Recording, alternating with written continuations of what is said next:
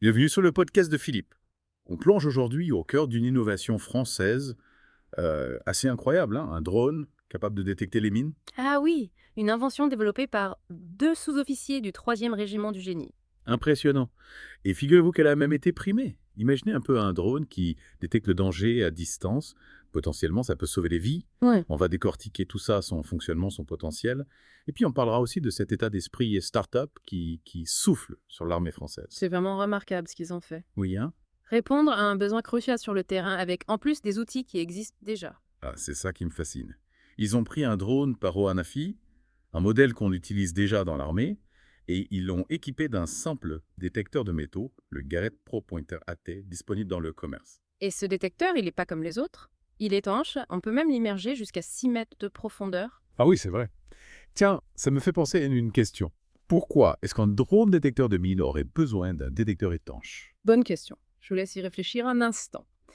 Imaginez les possibilités. Ce drone, il pourrait détecter des mines cachées dans des zones difficiles d'accès. On pense par exemple aux rivières, aux fonds marins, des endroits comme ça. En parlant de zone difficile d'accès, on se pose la question, ce drone, est-ce qu'il pourrait être utilisé en Ukraine, vu le contexte actuel? C'est pertinent comme question. Avec la situation en Ukraine et tous ces mines, ces engins explosifs, un outil comme celui-ci, ça pourrait être précieux. Carrément. En plus de protéger les soldats, ce drone, il permettrait de faire de la reconnaissance plus rapidement, plus efficacement. Exactement. Et ce qui est incroyable, c'est que cette invention, elle a reçu un prix lors du Challenge Innovation Danzig 2024, organisé par l'École du génie. Et ils l'ont même baptisé le drone SAP-2. Ça peut de. Oui, pour système d'analyse dans la profondeur des engins explosifs. Ah, d'accord. C'est une belle reconnaissance pour ces deux sous-officiers. Et puis ça montre bien qu'il y a un changement de mentalité dans l'armée française. Oui, tout à fait. On encourage les initiatives, les idées qui viennent du terrain, un peu comme dans une start-up. Justement, comment est-ce que ce drone fonctionne concrètement? Alors le principe, il est assez simple. Le drone, il survole une zone. On pense qu'il peut y avoir des mines, des explosifs. Et le détecteur de métal qui est fixé en dessous, il analyse le sol. Hmm. Il cherche des masses métalliques. Si le détecteur repère quelque chose de métallique, un objet suspect, et il envoie un signal, il alerte les soldats. Ah oui. Et là, le drone peut s'approcher, examiner l'objet de plus près pour voir si c'est vraiment un engin explosif. Donc au final, c'est beaucoup plus sûr que d'envoyer un soldat en reconnaissance. Oui, c'est ça. Le drone, il permet de réduire les risques pour les démineurs. Et puis, au-delà du champ de bataille, ce type de drone, il tuerait comme billard le sel ailleurs, non? Ah oui, complètement.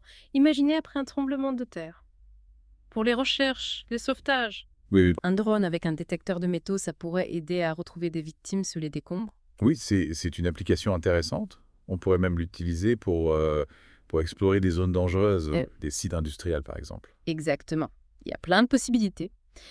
Et ce qui est vraiment fascinant, c'est que c'est l'idée de deux sous-officiers. Ça montre bien que l'esprit d'initiative, la créativité, ça peut venir de partout dans l'armée. Oui, ça illustre bien cette nouvelle dynamique start-up qu'on voit dans l'armée française. Tout à fait. On incite les soldats à proposer des idées, à trouver des solutions face aux problèmes sur le terrain. Et ce drone détecteur de mine, il est encore au stade de prototype, je crois. Oui, pour l'instant, il y en a un seul. Il sert pour l'entraînement. Mais le but du 3e régiment du génie, c'est d'équiper tous leurs drones avec ce système. Ils en ont 25. Ah oui, quand même. C'est ambitieux. Oui, il reste encore du travail pour passer du prototype à une utilisation à grande échelle. Il faut par exemple que le système soit plus léger. Et puis, il faut s'assurer qu'il fonctionne bien dans toutes les conditions. Parlons un peu de cette nouvelle culture de l'innovation dans l'armée. Vous avez parlé d'un état d'esprit start-up. Qu'est-ce que ça veut dire concrètement?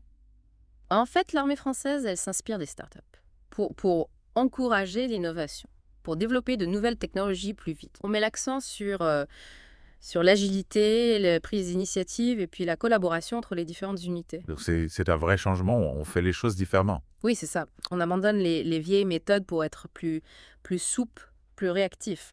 L'objectif, c'est que les soldats soient plus autonomes, plus innovants. Et ça a l'air de marcher. Ah oui, absolument.